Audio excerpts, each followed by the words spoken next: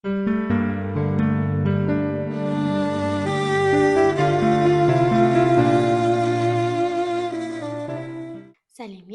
ме, қымбатты балалар?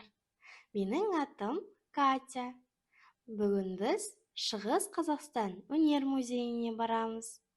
Музейде қандай келу ережелері бар екенін білесіз бе? Музей ғимаратына тыныш кіру керек.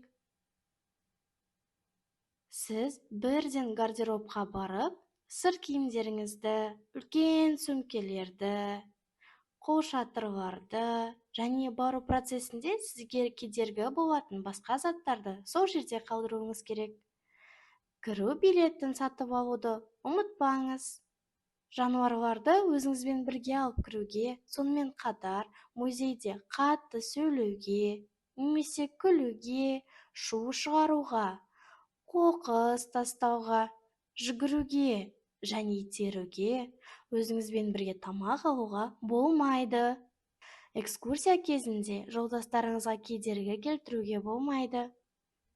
Экскурсоводты мұқият тыңдап, оның сөзін бөлмеңіз.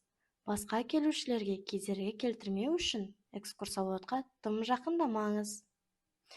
Егер сіз достарыңызбен келген болсаңыз, онда бәріне анық көрінетіндей және естілетіндей етіп экскурсоводтың жанында жарты шеңбер болып тұрған жөн. Басқа келушілерге тым жақын тұрмауға тырысыңыз және картиналардың көрінуіне тосқауыл қоймаңыз. Ешқандай жағдайда экспонаттарға қол тигізбеңіз. Тіпті жеңіл түрту уақыт өте келе шедеврдің сақталу дәрежесіне әсер етуі мүмкін. Сондай-ақ, жұмыстарды немесе олардың авторларын қатты талқылау немесе сыни ескертулер мен мәлімдемелер жаман әдептің белгісі болып саналады.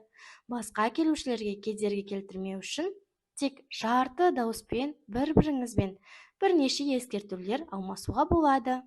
Сыпайы және шыдамды болыңыз.